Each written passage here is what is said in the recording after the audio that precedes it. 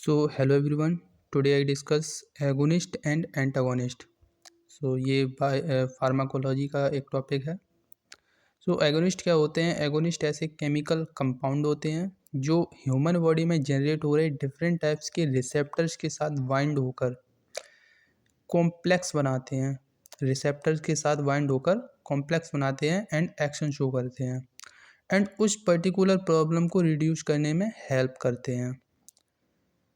Agonist को अगर मैं थोड़ा डीप में समझाने की कोशिश करूँ आपको, तो मान लीजिए ये हमारा कोई बॉडी पार्ट है. मैं हाथ बना देता हूँ.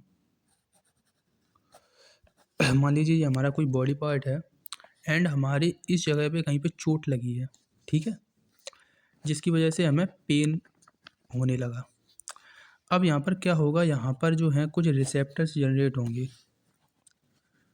रिसेप्टर्स जो हैं यहाँ से जनरेट होंगे और ये एगोनिस्ट जो हैं ये एगोनिस्ट क्या करेंगे, ये एगोनिस्ट यहाँ पर जो रिसेप्टर्स जो जनरेट हो रहे थे, ये रिसेप्टर्स कई शेप में हो सकते हैं. लाइक ट्रायंगल शेप में हो सकते हैं, ये चौकोर शेप में भी हो सकते हैं, गोल भी हो सकते हैं एंड इस तरीके से भी ये हो सकते हैं. ये एगोनिस्ट जो होते हैं वो इन रिसेप्टर्स के साथ बाइंड हो जाएंगे. मान लीजिए ये जगह जो है वो, ये हमारे इस चोट लगने की वजह से ये जगह जो है वो इस तरीके की हो गई है, ये रिसेप्टर्स जनरेट होने लगा और ये एगोनिस्ट जो हैं वो इस जगह को कवर अप कर देंगे. इस जगह को वो कवर अप कर देंगे और इस जगह को फिल करने के बाद अपना एक्शन शो कराएंगे, जिससे क्या होगा, हमें उस पर्टिकुलर प्रॉब्लम को रिड्यूस करने में हेल्प होगी. हमें जब कोई बॉडी में कहीं पर भी चोट वोट लगती है या फिर हमें कोई डिफरेंट टाइप्स की हमारी जो डिसीज़ेस होती हैं उनको रिड्यूस करने में जो मेन काम करता है वो एगोनिस्ट ही करता है.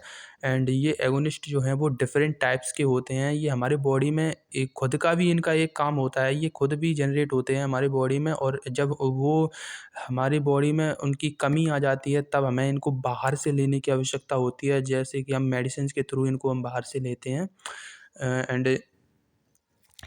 एंड इसी तरीके से है ये एंटागोनिस्ट है. एंटागोनिस्ट क्या होता है? एंटागोनिस्ट ऐसे केमिकल कंपाउंड होते हैं जिनका खुद का कोई इफ़ेक्ट नहीं होता है. ये लाइन गौर से देखिएगा. एंटागोनिस्ट ऐसे केमिकल कंपाउंड होते हैं जिनका खुद का कोई इफ़ेक्ट नहीं होता है, खुद का कोई इफ़ेक्ट नहीं होता है, साथ ही यह एगोनिस्ट के इफ़ेक्ट को भी रोकते हैं. इस लाइन को भी गौर से देखिएगा. साथ ही यह एगोनिस्ट के इफ़ेक्ट को भी रोकते हैं. यदि एंटागोनिस्ट का कंसंट्रेशन एगोनिस्ट से हाई है तो यह एगोनिस्ट के स्थान पर रिसेप्टर्स के साथ बाइंड हो जाते हैं एंड कोई एक्शन शो नहीं करते हैं. अब यहाँ पर देखिएगा, जैसे ये हमारा एंटागोनिस्ट है, ठीक, ये हमारा एगोनिस्ट है.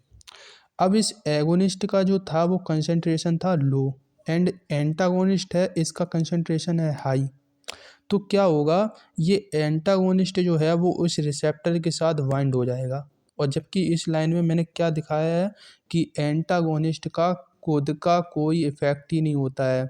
तो यानी कि अगर हमें यहाँ से मान लीजिए हमें कोई प्रॉब्लम हुई, यहाँ पर मुझे पेन हुआ और इस जगह पर बाइंड होना था एगोनिस्ट को और एगोनिस्ट की जगह पे यहाँ पर बाइंड कौन हो गया? एंटागोनिस्ट. तो क्या वो प्रॉब्लम हमारी ठीक होगी? क्या वो पेन ठीक होगा? नहीं होगा. क्यों? क्योंकि इनका खुद का कोई इफ़ेक्ट नहीं होता है. इफ़ेक्ट किसका होता है? एगोनिस्ट का. लेकिन एगोनिस्ट का जो था वो कंसंट्रेशन था लो, इस वजह से वह इस रिसेप्टर के साथ बाइंड नहीं हो पाया. बाइंड कौन हो गया? बाइंड हो गया एंटागोनिस्ट, जिसका कंसंट्रेशन हाई था. इसकी वजह से यह इस जगह पे बाइंड हो गया और लेकिन इसका कोई इफ़ेक्ट नहीं होता है और इसी वजह से आगे डेफिनेशन को देखते हैं. साथ ही यह एगोनिस्ट के इफेक्ट को भी रोकता है. यदि एंटागोनिस्ट का कंसंट्रेशन एगोनिस्ट से हाई है तो यह एगोनिस्ट के स्थान पर रिसेप्टर के साथ बाइंड हो जाते हैं और कोई एक्शन शो नहीं करते हैं, कोई भी एक्शन शो नहीं करते हैं. तो इस पूरी डेफिनेशंस को आप देख सकते हैं. एंड एगोनिस्ट एंड एंटागोनिस्ट दोनों हिंदी प्लस इंग्लिश में मैंने इन डेफिनेशंस को देने की कोशिश की है. So thank you so much.